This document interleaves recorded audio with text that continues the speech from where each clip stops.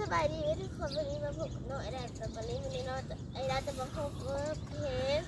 รักสิเทเลสก็จะไปอย่าลืมกดไลค์กดซับสไครต์กดกระดิ่งกุ๊กกิ๊กกิ๊กกิ๊กให้บ๊ายบาย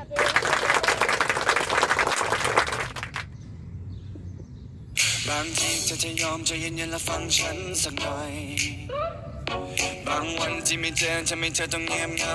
บ่อยๆไม่จริงไม่เลยยังไม่เคยจะไปหาใครๆที่อย่าไปคิดอะไรก็อยากให้รู้เอาไว้ก่อนนั้นเธอจะทำอะไรแต่ใจถึงสปาตอนนี้เธอจะทำอะไรฉันใจหายตลอดไม่ดูไม่แลและไม่แค่ใจฉันยังไงก็เธอไม่คิดอะไรแต่ฉันคิดได้ไหม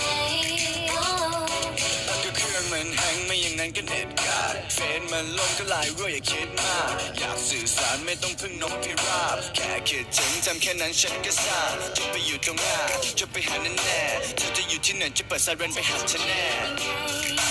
แค่คิดถึงฉันเอาไว้ไม่ได้อยากถามแต่แค่อยากรู้ว่าเธอยังรักฉันไหมอยู่ใกล้แค่นี้แต่เหมือนเธอนั้นห่างไกลแสนไกลใจเธอวันนี้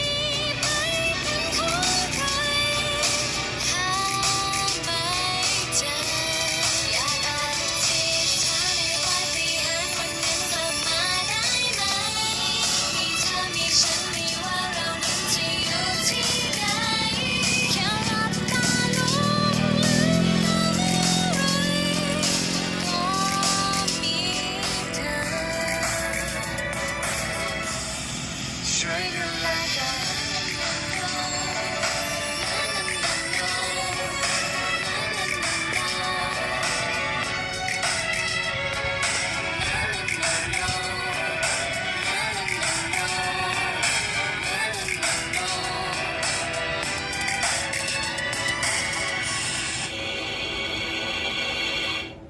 ก็เธอยังเป็นเธอคนเดิมๆที่ชอบคิดไปเอง และเธอยังเป็นเธอคนเดิมๆคนที่ง้อไม่เก่ง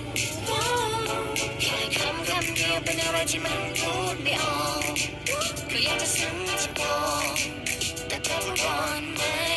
ก็เครื่องมันแฮงไม่อย่างนั้นก็เน็ตขาดเฟซมันลงก็ไลน์รั่วอย่าคิดมากอยากสื่อสารไม่ต้องพึ่งนกพิราบแค่คิดถึงจำแค่นั้นฉันก็ทราบจะไปอยู่ตรงหน้าจะไปหาแน่ๆเธอจะอยู่ที่ไหนจะเปิดไซเรนไปหาเธอแน่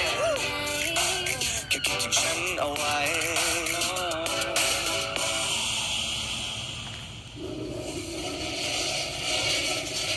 ไม่ได้อยากถามแต่แค่อยากรู้ว่าเธอยังรักฉันไหม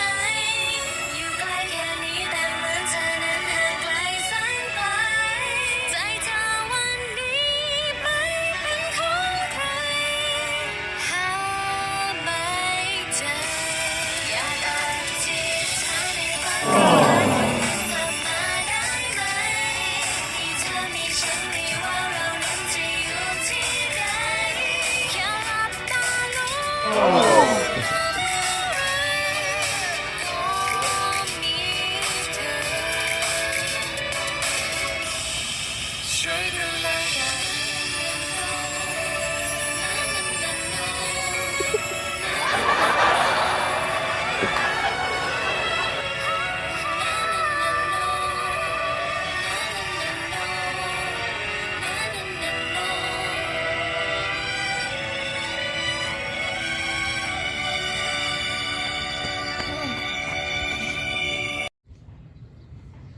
ก็จบไปแล้วกับเพลงรักติเชเลนของน้องไอแดนบวชบอขบวนอย่าลืมกดไลค์กดซับสไครต์กดกระดิ่งกุ๊กกิ๊กให้น้องไอแดนเด้อส่วนอีพี